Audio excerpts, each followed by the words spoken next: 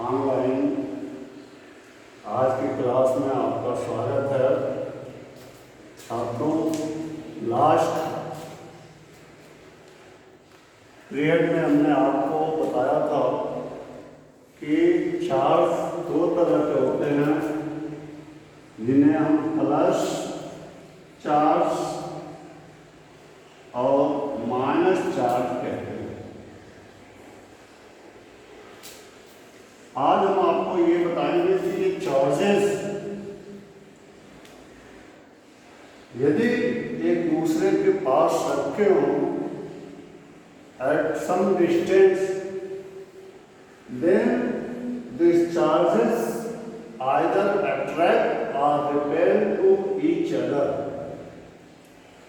यदि दोनों चार्ज समान हैं तो वे एक दूसरे को रिपल्सन करते हैं, प्रतिकर्षण करते हैं, और यदि दोनों चार्ज विपरीत हैं तो वे दोनों आपस में आकर्षित होते हैं।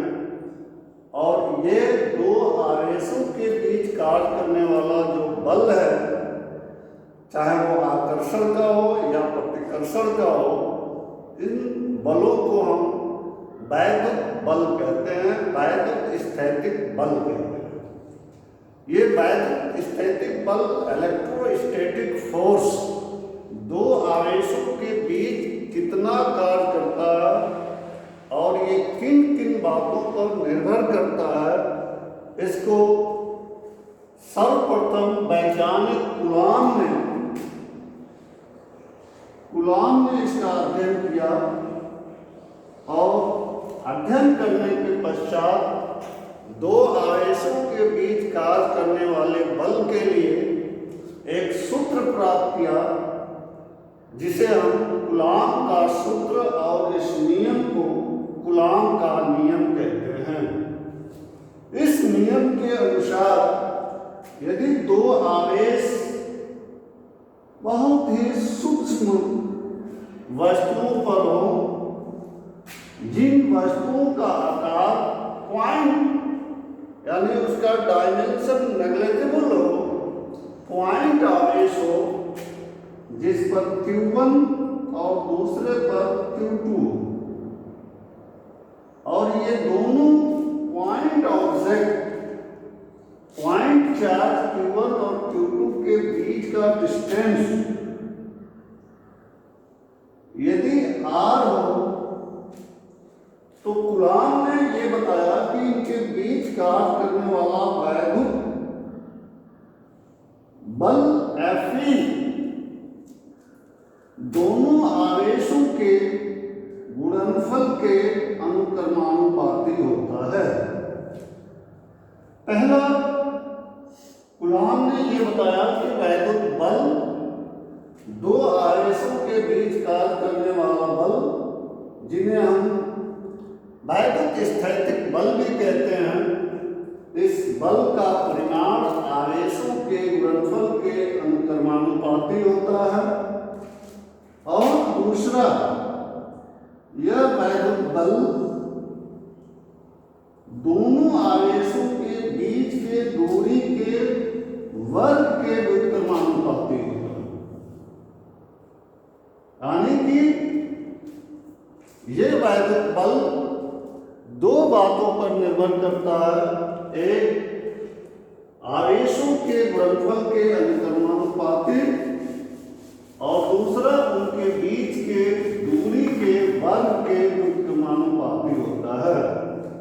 यदि हम समीकरण 1 और 2 को एक साथ लें तो Fe proportional to Q1 Q2 upon R square, this can be changed into Fa equal to some constant Q1 Q2 upon R square। यह K एक नियतांक है जिसका मान कूलॉम ने ज्ञात किया और पाया कि K का मान 1/4πε0 होता है। यहाँ पे 4 कांस्टेंट है, पाई कांस्टेंट है और ε0 यह एयर या निर्वात का विद्युतशीलता कहलाता है। ε0 यह माध्यम का गुण है। यदि माध्यम निर्वात हो या एयर हो तो ε0 का मान होता है 8.85 × 10⁻⁻12। अर्थात इस ε0 का मान वहां रख दें तो k का मान होता है 1/4 × 3.14 × 8.85 × 10⁻12। यदि इसको हम सॉल्व करें तो k होता है 9 × 10⁻9। अर्थात दो आवेशों जो वायु या निर्वात में रखी हुई हो तो उनके बीच कार्य करने वाला वैद्युत बल F = 9 × 10⁻9 into Q1 Q2 upon R²। ये वैद्युत बल का मान होता है। इसे हम कूलॉम बल भी कहते हैं और ये कूलॉम के नियम से उत्पन्न होता है। यहाँ पर हम आपको बता दें ε0 जो है ये निर्वात या वायु के लिए है।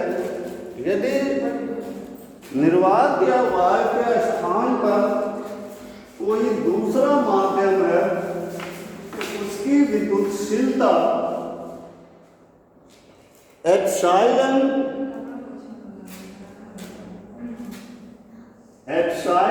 लिखते हैं और इन जनरल Fe = 1/4πε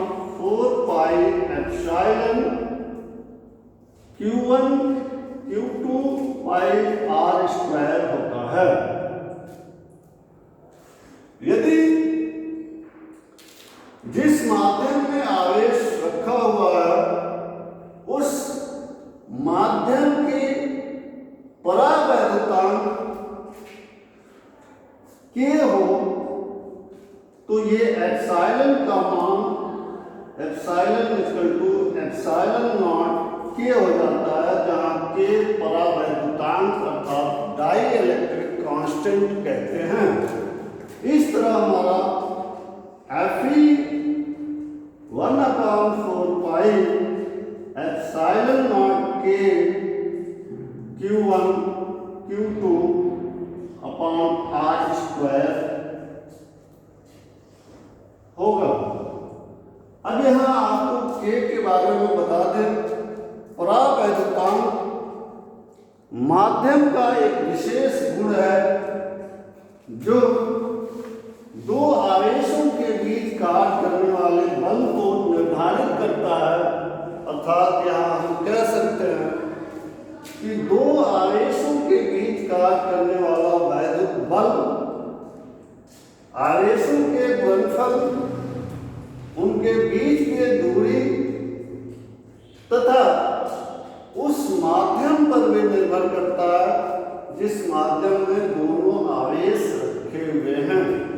इस माध्यम के दो गुण होता है, एक उसकी एप्सिलॉन जिसे हम विद्युतशीलता कहते हैं या उसी को K से रिप्रेजेंट करते हैं जिसे हम परावैद्युतांक कहते हैं। परावैद्युतांक सबसे कम K = 1 एयर के लिए या वैक्यूम के लिए होता है, जबकि K = मेटल के लिए होता है।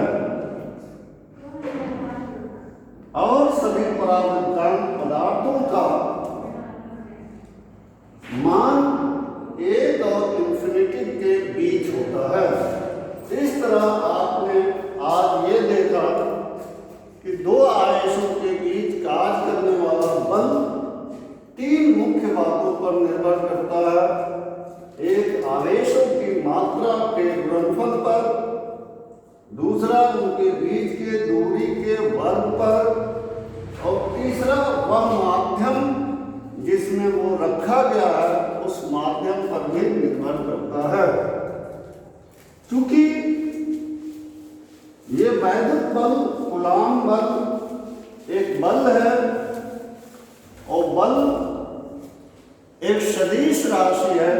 अतः कूलाम के इस वैद्युत बल को Fe = 1/4 pi epsilon naught K Q1 Q2/r² को हम सदिश रूप में भी व्यक्त कर सकते हैं।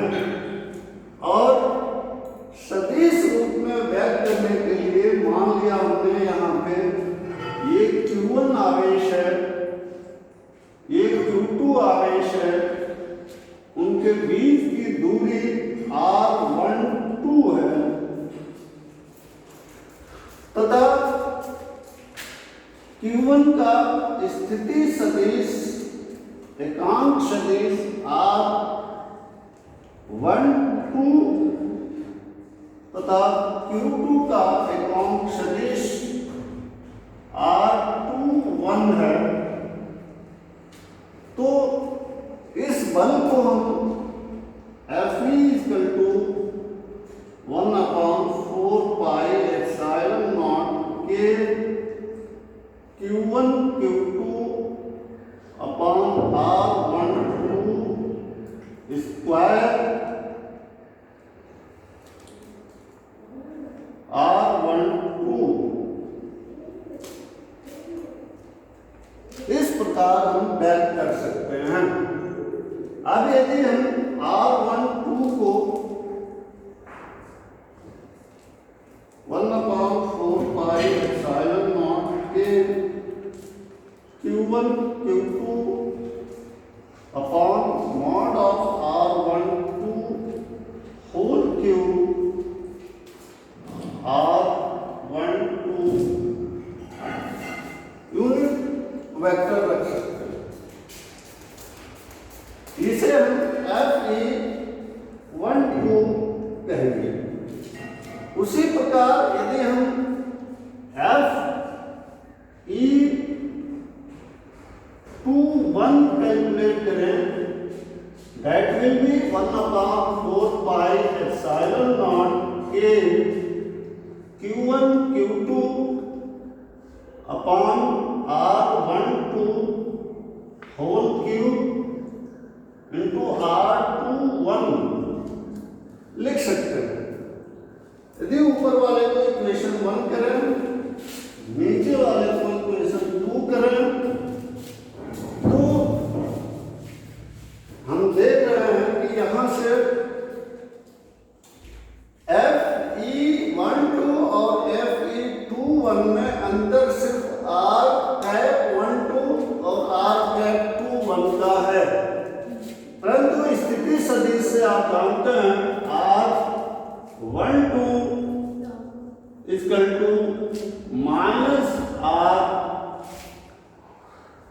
-r21 के बराबर होता है। यानी कि ये एकांक सदिश r12 और r21 परिमाण में बराबर और दिशा में एक दूसरे के विपरीत होते हैं। अतः इस गुण का उपयोग यदि हम समीकरण 1 और 2 में करें तो हमें F12 यानी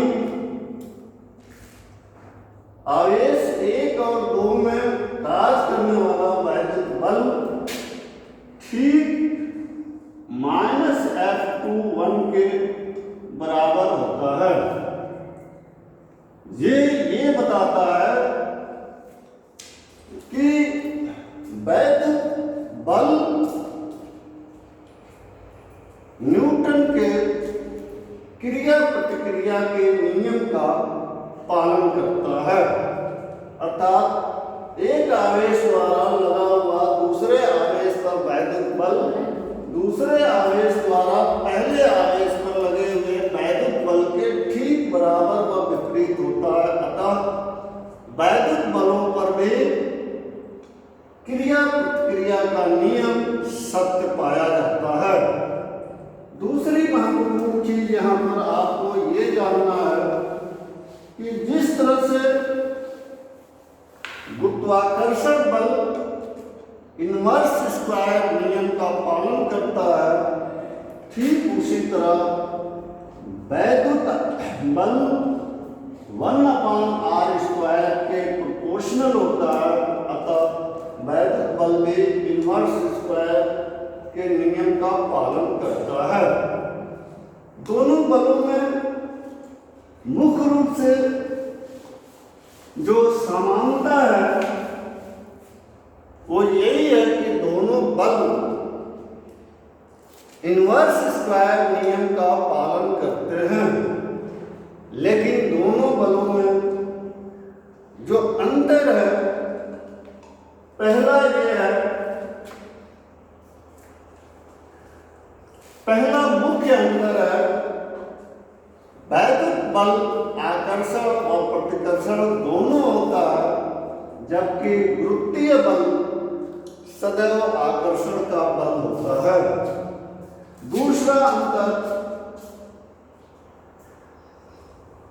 वैद्युत बल बहुत ही सूक्ष्म दूरियों के लिए भी प्रभावी होता है, जबकि गुरुत्वाकर्षण बल बहुत दूर स्थित दो बड़े पिंडों के बीच भी प्रभावी होता है। दो छोटे पिंडों के बीच कार्य करने वाले गुरुत्वाकर्षण बल को के प्रभाव को हम दैनिक जीवन में नहीं देख पाते हैं। तीसरा जो मुख्य अंतर है वो ये है कि वैद्युत बल ये आपने अभी देखा कि माध्यम पर निर्भर करता है और माध्यम के जिस गुण पर निर्भर करता है उसे हम वैद्युतशीलता कहते हैं। लेकिन जो गुरुत्वीय बल होता है, दो पिंडों के बीच कार्य करने वाला गुरुत्वाकर्षण बल कभी भी माध्यम पर निर्भर नहीं करता है। इस तरह से आपने ये देखा कि कूलॉम ने दो जो पॉइंट आवेश हैं, दो बिंदु आवेश हैं, उनके बीच कार्य करने वाला वैद्युत स्थैतिक बल का मान कैलकुलेट किया और ये बताया कि यह वैद्युत बल किन किन कारकों पर निर्भर करते हैं।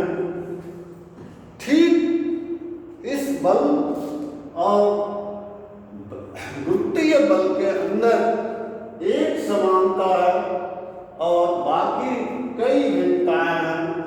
इन बलों की तुलनात्मक अध्ययन करने से ये पता चलता है कि वैद्युत बल हमारे दैनिक जीवन में बहुत ही इम्पोर्टेंट रोल अदा करते हैं। छात्रों, यदि हमारा पढ़ाया हुआ ये वीडियो आपको अच्छा लगा तो इसे जरूर सब्सक्राइब करें, उसे लाइक करें और ये हमें बताएं कि आपको ये वीडियो कैसा लगा। नेक्स्ट टर्म पर हम आपको इन बलों के जो डिफरेंट एम्पलीट्यूड है, डिफरेंट आयाम है, कहाँ कहाँ ये बल प्रभावी होते हैं, उनके बारे में हम आपको विस्तृत जानकारी देंगे। धन्यवाद।